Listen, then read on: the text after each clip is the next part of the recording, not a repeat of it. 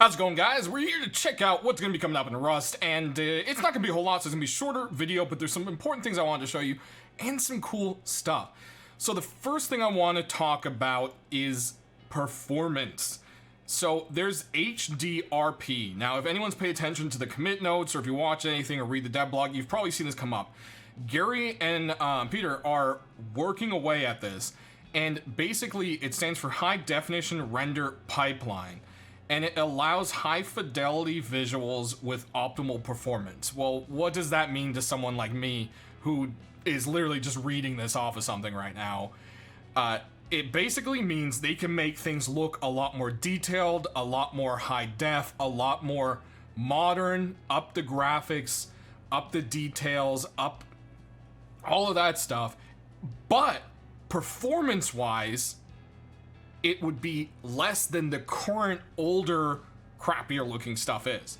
So they can update a bunch of stuff and it will take less memory, thus making performance a lot better, but the game itself will also get a kind of visual overhaul from it. So this is a cool thing. The game's gonna look more modern and up to date. I mean, it already looks great, don't get me wrong. But in addition to that, all of that's going to cost less performance-wise. This is going to be a big process. It's going to take them a while. And in the background, you've seen this picture here, and this was tweeted out by Peter, and he basically said, like, Rust reboot, as this kind of a joke. But you can see the difference. I mean, puddles in Rust, like, it seems stupid, but think about that. Look at this picture for a second. You can just see the crispness of it. And, you know, this isn't even the original image. I had to pull it off of Twitter. So it's not even at the highest quality, but you get the idea. They're going to be able to bring the world more to life, more fantastic, and also make it to where it's easier to run. This is going to take a long time to do though, guys. All right. Now, in addition to this, there's also another thing going on with Andre. He's working on the AI. So AI animals will no longer sense each other or NPCs, I guess, but it now, because they got rid of that, it's now less overhead. They no longer do expensive checks all the time. Checks are something that's running in the background where it has to keep updating and checking the status of that creature. Is it in a battle? Is it fighting? What's its health? Is it regenning? Is it eating? Is it sleeping? Is there something it should be attacking? All that stuff has to run in the background and it bogs it up. This reduces that and should help with server performance. AI bogs down servers really bad. This is something that should work with that. They also are reverting some of the physics improvements that they added that are causing a lot of problems with people right now. And this should all come in a patch tomorrow. Or, well, depends when you're watching this. It should be in the patch Friday. Along in that patch will be the promised Chippy arcade cabinet if you own Chippy. Now, you don't need to do anything special as far as I know other than owning it. Now, they wanted to make it a little special. At first, it was just Pong or tennis. Now, it's actually going to be a mini version of Chippy. And you can actually hear the music. Let's go ahead and crank up the music a little bit, actually. Music volume. Oh, maybe not. Is that game sounds? Ah, it's a game sounds. Okay. So we'll turn that up. And if you click, you get your own little ship. You can move them around with the WSAD keys, but it doesn't seem like the mouse does anything other than aim right now. This is still a work in progress, and Helk is working at getting the finished product out. Hopefully, like I said, this should be part of that patch tomorrow with some of the performance fixes. So I'm really excited for that. We can actually play a miniature version of Chippy in Chippy.